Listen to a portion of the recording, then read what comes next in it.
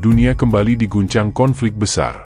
Kali ini, perang panas antara Amerika Serikat dan kelompok Houthi di Yaman membawa dampak luas, tidak hanya bagi kawasan Timur Tengah, tetapi juga bagi dunia internasional. Apa sebenarnya yang memicu konflik ini? Siapa saja yang terlibat? Dan bagaimana perang ini berdampak pada perjuangan Palestina yang hingga kini terus menghadapi tekanan besar? Untuk memahami akar konflik ini, kita harus melihat lebih dalam.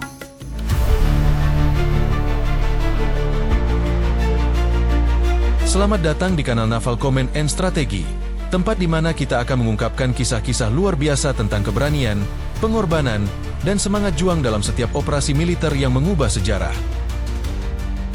Apakah itu dalam pertempuran sengit atau operasi diam-diam yang penuh rahasia, para pahlawan berjuang dengan ketangguhan yang luar biasa. Bergabunglah dengan kami untuk menyaksikan aksi-aksi militer paling mendebarkan, strategi perang paling cerdik, dan kisah-kisah pahlawan yang tak terlupakan. Siapkan diri Anda untuk menyelami kisah kepahlawanan yang menginspirasi. Jangan lupa untuk like, subscribe, dan aktifkan notifikasi untuk selalu mengikuti berbagai kisah luar biasa bersama kami. Houthi, sebuah kelompok milisi di Yaman, telah lama melawan pemerintahan yang didukung oleh koalisi negara-negara besar, termasuk Arab Saudi dan sekutu utamanya, Amerika Serikat. Namun, ini bukan sekadar perang biasa. Di baliknya ada kepentingan geopolitik, minyak, dan pengaruh kekuatan global. Mari kita lihat kekuatan masing-masing pihak di medan perang. Amerika Serikat, sebagai negara dengan anggaran militer terbesar di dunia, mengerahkan teknologi perang modern. Drone MQ-9 Reaper, rudal presisi tinggi, dan sistem satelit canggih adalah sebagian dari kekuatan yang mereka gunakan di medan perang. Selain itu, mereka mendapat dukungan logistik dari pangkalan militer di Timur Tengah dan armada angkatan laut di sekitar Laut Merah. Namun, kekuatan besar ini juga menghadapi tantangan besar. Houthi, meskipun dianggap sebagai kelompok milisi, memiliki persenjataan yang terus berkembang. Dukungan dari Iran memungkinkan mereka memiliki rudal balistik jarak jauh, drone bersenjata, dan kemampuan untuk melakukan serangan mendadak yang menghancurkan. Mereka memanfaatkan medan pegunungan Yaman untuk menyulitkan pasukan lawan. Serangan Houthi tidak hanya menargetkan infrastruktur militer, tetapi juga pelabuhan strategis, kilang minyak, dan bahkan kapal dagang di sekitar terusan Suez. Salah satu serangan signifikan terbaru adalah upaya Houthi menyerang armada laut AS, termasuk kapal induk USS Gerald R. Ford, yang dikerahkan untuk mengamankan jalur perdagangan internasional. Meskipun serangan ini berhasil digagalkan, insiden ini menunjukkan bahwa Houthi memiliki kemampuan untuk menargetkan aset-aset strategis Amerika di kawasan. Kerusakan akibat perang ini sangat besar. Di pihak Houthi, mereka kehilangan banyak pasukan dalam serangan udara AS, sementara infrastruktur mereka juga dihancurkan. Di sisi lain, Amerika Serikat dan sekutunya menghadapi kerugian strategis, termasuk kapal dagang yang dirusak, penurunan kepercayaan di kawasan, dan ancaman serangan balik ke pangkalan-pangkalan militer mereka. Banyak dari senjata yang dimiliki Houthi berasal dari dukungan negara asing, terutama Iran. Ini termasuk rudal balistik jarak jauh seperti Qiyam-1 dan Zulfikar, yang mampu menjangkau target strategis di kawasan. Iran juga menyuplai drone bersenjata seperti Shahed 136 yang digunakan untuk serangan jarak jauh. Selain itu, Houthi telah memanfaatkan sistem rudal anti kapal yang diduga berbasis teknologi Rusia dan Cina, yang secara signifikan memperkuat kemampuan mereka di medan perang. Serangan kelompok Houthi terhadap Amerika Serikat tidak sepenuhnya bisa dianggap sebagai bagian langsung dari kampanye perang melawan Israel. Namun, jika dianalisis secara strategis dan ideologis, terdapat keterkaitan yang signifikan dalam narasi perlawanan anti-Barat dan anti-Israel yang sering digunakan oleh kelompok-kelompok yang didukung Iran, termasuk Houthi. Houthi mengadopsi retorika anti-Barat dan anti-Israel yang mirip dengan Iran, yang menjadi sekutu utama mereka. Dalam banyak pernyataan publik, Houthi menganggap Amerika Serikat sebagai sponsor utama Israel, sehingga serangan terhadap kepentingan AS dianggap sebagai langkah simbolis melawan dominasi Barat dan sekutunya di Timur Tengah. Serangan terhadap AS dapat dilihat sebagai upaya untuk menarik perhatian global pada konflik regional yang lebih luas, sekaligus menegaskan posisi mereka dalam poros perlawanan yang mencakup Iran, Hizbullah, dan milisi lain.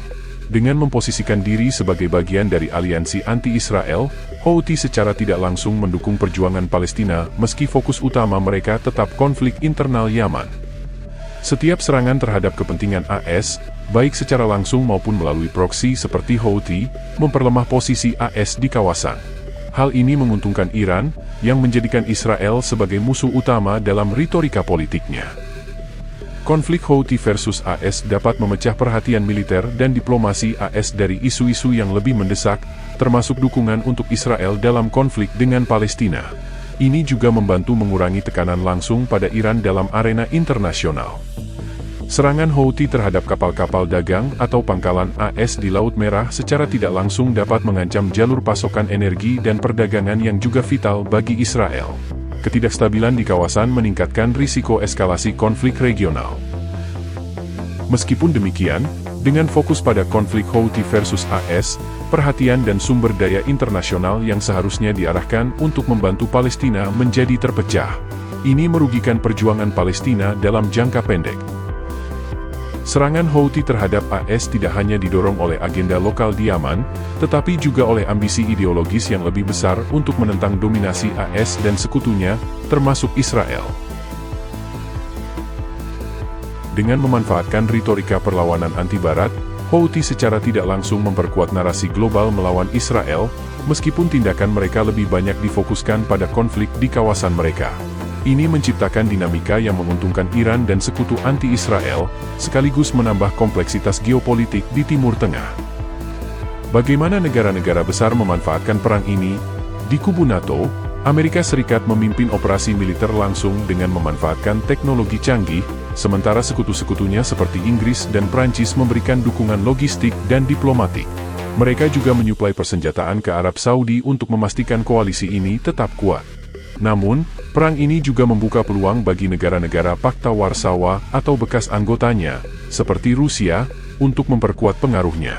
Rusia secara diam-diam mendukung Houthi dengan suplai senjata melalui Iran dan memberikan pelatihan perang gerilya.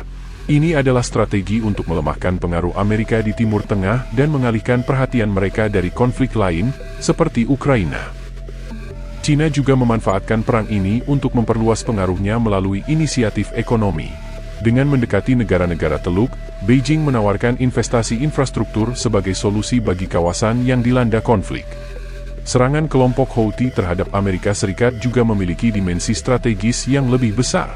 Dengan dukungan Iran, Houthi memanfaatkan narasi perlawanan anti-Barat dan anti-Israel untuk memperkuat posisi mereka. Mereka melihat Amerika sebagai pendukung utama Israel, sehingga serangan terhadap kepentingan AS dianggap sebagai bagian dari kampanye simbolis melawan Israel. Konflik ini menambah kompleksitas geopolitik di Timur Tengah, memperkuat tekanan terhadap sekutu Amerika di kawasan, termasuk Israel. Bagaimana perang ini memengaruhi Palestina? Perhatian dunia yang teralihkan ke konflik Houthi dan AS membuat perjuangan rakyat Palestina semakin terabaikan. Selain itu, dukungan finansial dari negara-negara besar untuk membantu Palestina juga mulai terpecah. Negara-negara yang selama ini berperan aktif malah fokus pada konflik di Yaman, meninggalkan Palestina untuk berjuang sendiri. Inilah mengapa kita tidak boleh melupakan Palestina. Perang ini adalah bagian dari rantai panjang ketidakadilan yang harus dihentikan. Dampak perang ini terasa hingga ke pasar internasional. Harga minyak melonjak, jalur perdagangan dunia terganggu, dan negara-negara berkembang seperti Indonesia ikut merasakan tekanan ekonomi. Di tengah semua kekacauan ini, kita tidak boleh melupakan Palestina. Perjuangan mereka adalah simbol keadilan yang harus kita dukung. Jika dunia terus mengalihkan perhatian, siapa yang akan membela mereka? Mari kita jadikan suara kita sebagai senjata untuk keadilan. Perang ini hanyalah satu dari sekian banyak konflik yang membuktikan bahwa perjuangan rakyat Palestina adalah bagian dari perjuangan global melawan ketidakadilan.